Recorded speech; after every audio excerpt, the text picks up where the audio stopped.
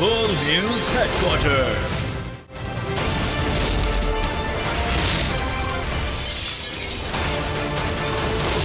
Full News Headquarters.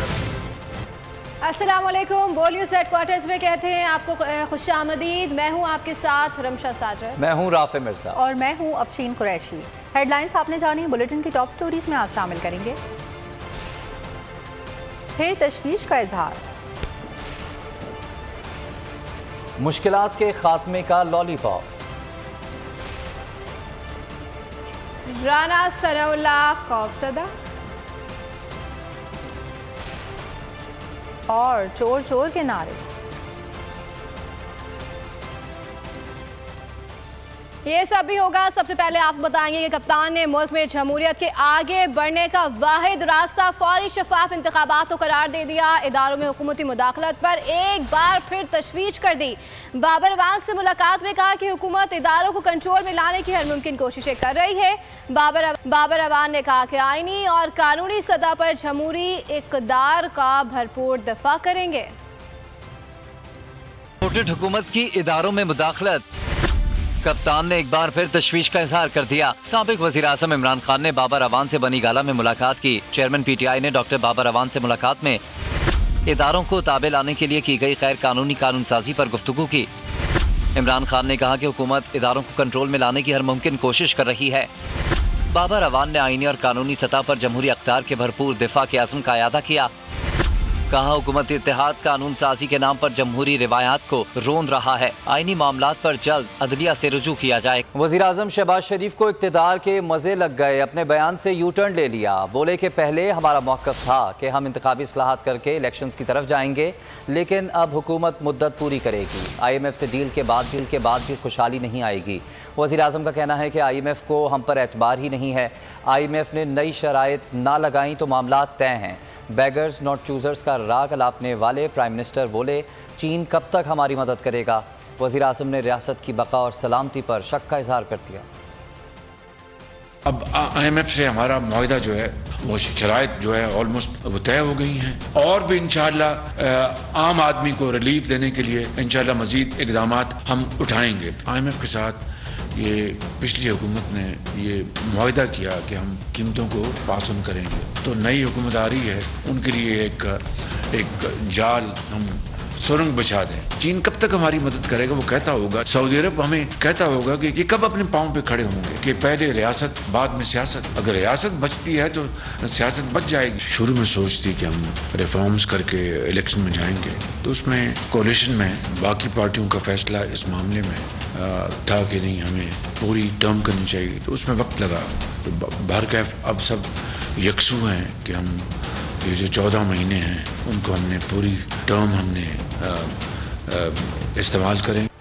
IMF के मुआहदे और महंगाई कम न होने से मुतालिक वज़ीर आज़म शहबाज शरीफ के मायूस कुन बयान पर तहरीक इंसाफ के रहनुमाओं का करारा जवाब। असद उमर ने रद्द-ए-अमल देते हुए कहा कि शहबाज शरीफ IMF मुआहदे के पीछे अपनी नाकामी छुपा रहे हैं।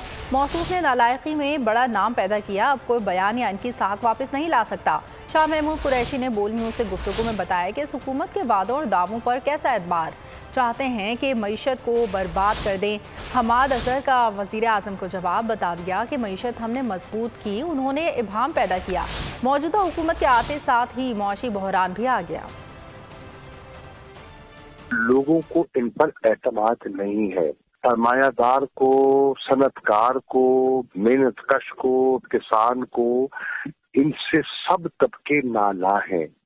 वो चाहते हैं कि इंतखाबात हों जल्द से जल्द, और उन इंतखाबात के जरिए वो हुकूमत आए जिसके पास मैंडेट हो कि लोगों के मसाइल हल कर सके। बहाने तलाश कर रहे हैं। मईशत मजबूत जा रही थी तहरीक इंसाफ के दौर में, ये आए हैं, इन्होंने अवाम पैदा किया। तो जब आप मईशत ऐसे चलाएंगे, मईशत तो तबाह होएगी ना। पहले आप कहते थे कि कीमत बढ़ा रहे हैं इसलिए हम महंगाई मुकावमात कर रहे हैं, अब कह रहे हैं कि सारा मसला ये है कि इन्होंने कीमत बढ़ाई।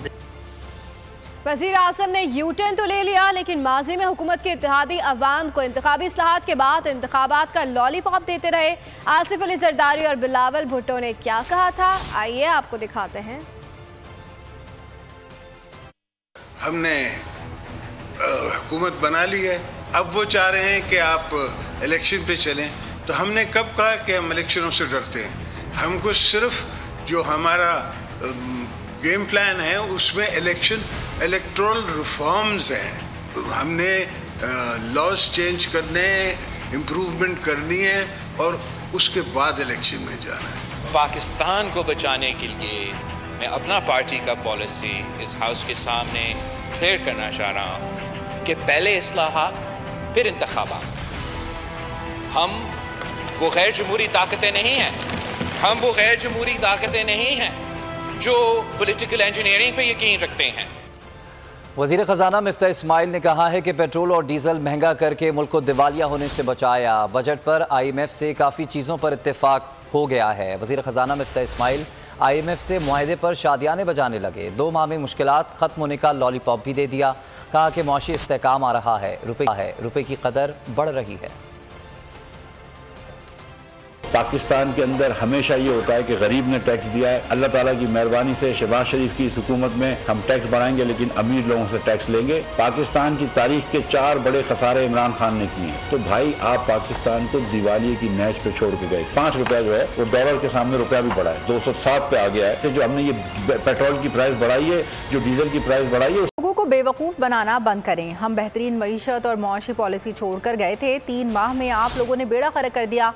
साबिक वज़ीर ख़जाना मौजूदा हुकूमती पॉलिसीज़ पर फट पड़े। सेनेट इजलास के खिताब में कहा कि एक और एजेंट आ रहा है, अवाम तैयार हैं।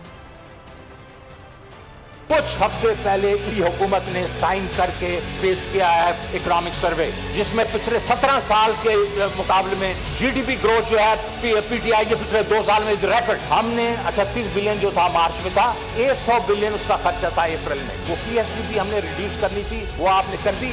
आप कर देते अप्रैल के एंड के ऊपर इंक्रीज कर देते, हमारे पे क्यों बोझ डाल रहे हैं? तो it is all because of GDP. आप नाम पर इस तरह की बात क्या करेंगे, पूरा लोड दिया गया। तो you increase the debt by 79%, we increase the debt by 77%. Despite COVID, you messed it up in 3 months and now fix it. ये जनाब एक और बजट आ रहा है। चेयरमैन साहब, हमें पता चला कि IMF ने इनको कहा है कि आपने क्या करना है, एडिशनल टैक्सेस लगाने हैं 440 अरब रुपए के, और फिर जो है कि जो लोग अभी पे कर रहे हैं उसके ऊपर एक टैक्सेस लगाने हैं। खौफजदा वजीर दाखिला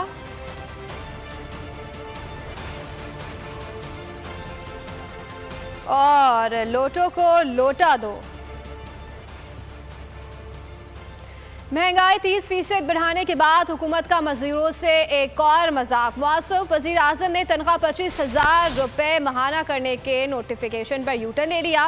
पहले 17 जून को नोटिफिकेशन जारी करके 1 अप्रैल से निफाज का ऐलान किया, मगर 20 जून को फिर यूटर्न लेकर 1 जुलाई से तनख्वाहों में इजाफे का ऐलान कर दिया। मज़दूरों ने वज़ीर आज़म की वादा खिलाफी पर एहतजाज का ऐलान कर दिया।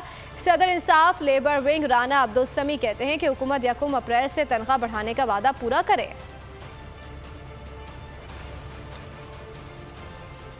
इम्पोर्टेड हुकूमत रोज़ झूठ बोलती है, नतीजा आवाम को भुगतना पड़ रहा है। हुकूमत मजदूर की उजरत 25,000 करने के नोटिफिकेशन से भाग गई है।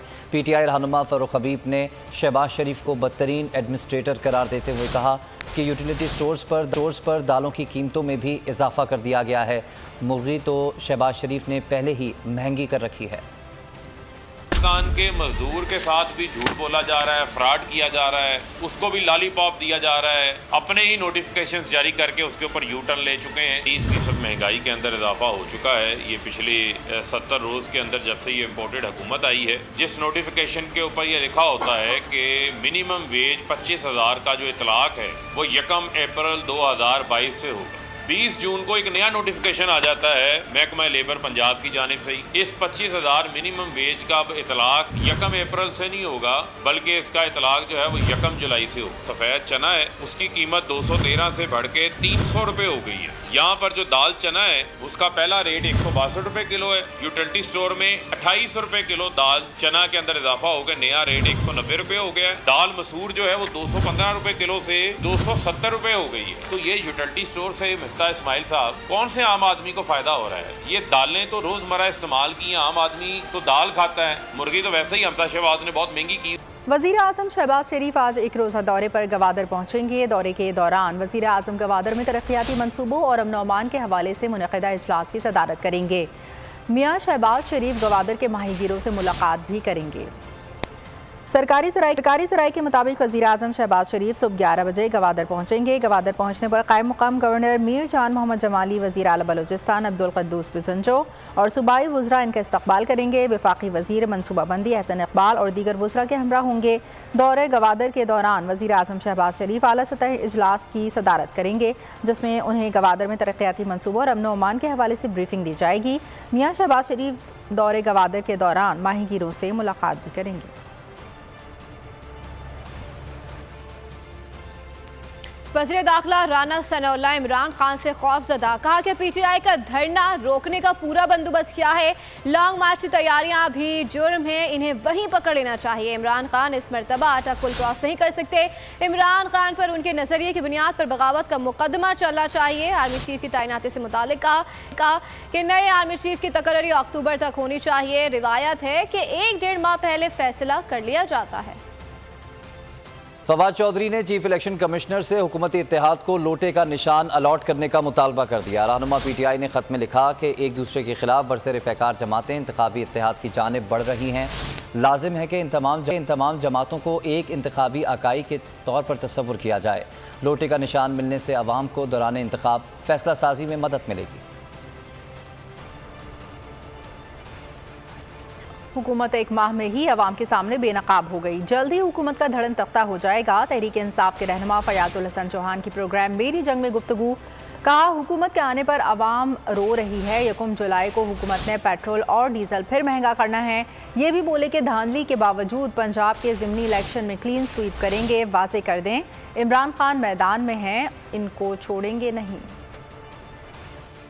इमरान खान साहब का फैसला बिल्कुल दुरुस्त था, एप्रोप्रिएट था, ऑप्टिमम था, एग्जैक्ट था और करेक्ट था कि हमने इनके साथ किसी किस्म की कोई बार्गेनिंग नहीं करनी। और यही वजह है कि जब हमने इस किस्म का कोई उनसे लेन देन नहीं किया तो अगले 1 महीने के अंदर अल्लाह पाक का जो सो मोटो एक्शन अल्लाह पाक ने दिया हुआ उसके तहत ही पिछले 1 महीने में बेनकाब हो गए। और इंशाल्लाह अगले 1.5 महीनों में बिल्कुल इनकी सियासत का, इनकी माशरत का धर्म तख्ता हो जाएगा। आज पाकिस्तान के अवाम 85 रुपए महंगा पेट्रोल, 115 रुपए महंगा डीजल और जनाब दालें और सब्जियां और ऑयल की कीमत घी जो 300 रुपए किलो मिलता था आज 750 रुपए किलो है। इमरान खान साहब मैदान में है, वो छोड़ेंगे नहीं, इनको मारेंगे चुन चुन के। नैब के कानून में तब्दीली, सदर के दस्तखत से इनकार पर कौमी एहतसाब ऑर्डिनेंस में तरमीम का गैजेट नोटिफिकेशन जारी कर दिया गया। टैक्स वफाकी और सूबाई काबीना स्टेट बैंक के फैसले नैब इख्तियार से बाहर। वफाकी और सूबाई कवानीन के तहत रेगुलेटरी बॉडीज के केसेस पर भी नैब का इख्तियार ख़त्म कर दिया गया।